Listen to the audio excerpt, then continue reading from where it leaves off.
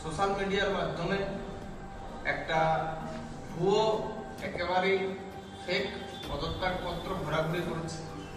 তো সেই এবং আমাদের ভারতীয় জনতা পার্টির যে প্যাড আমরা এখানে ব্যবহার করি বাঁকুড়া সাংগঠনিক জেলায়, সম্পূর্ণ দুটো হচ্ছে একেবারে ভিন্ন।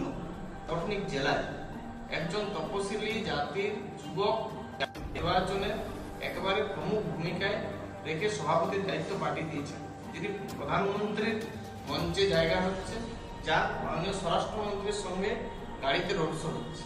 অর্থাৎ যে কথা দিয়ে তৃণমূল যখন পরাজয় নিশ্চিত জানতে পারছে, তখন বিভিন্ন ধরনের এই ধরনের ফেক পরিকল্পনা আশ্রয় নিচ্ছে। কারণ ভারতীয় জনতা পার্টির সংগঠন শক্তিশালী, ভারতীয় জনতা পার্টির তপশিলি জাতি, তপশিলি উপজাতি সমস্ত মানুষের সঙ্গে রয়েছেন এবং তাদের জন্য একমাত্র বিজেপি যা কাজ করছে। তাই আজকে তৃণমূল এই ধরনের কাজের মানে নিম্ন কোন আইডি থেকে দিয়েছিল, কি কিসে পোস্ট করে? একটা আইডি পেয়েছি, যে আইডি অর্ধেন্দু সিংহ মহাপাত্র এই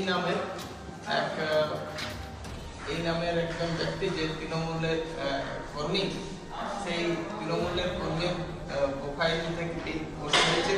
আমরা সেই কপিও বলে যাচ্ছি এবং নিজেকে উনি political worker, all India Trinamool কংগ্রেসের বলে উল্লেখ করেছেন তার প্রোফাইল আইডি থেকে।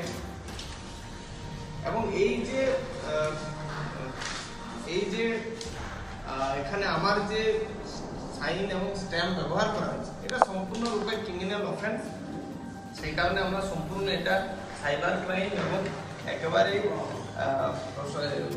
থানাতে আমরা এফআইআর করব এবং যারা এই ধরনের জঘন্যতম কাজ করেছে তাদের বিরুদ্ধে আমরা উপযুক্ত ব্যবস্থা নেব।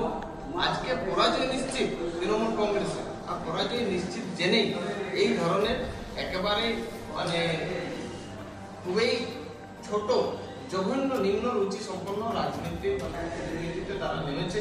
কারণ জয় ভারতীয় আমাদের এখন লক্ষ্য, তাই আজকে তৃণমূল কংগ্রেস এই ধরনের কাজে নেমেছে।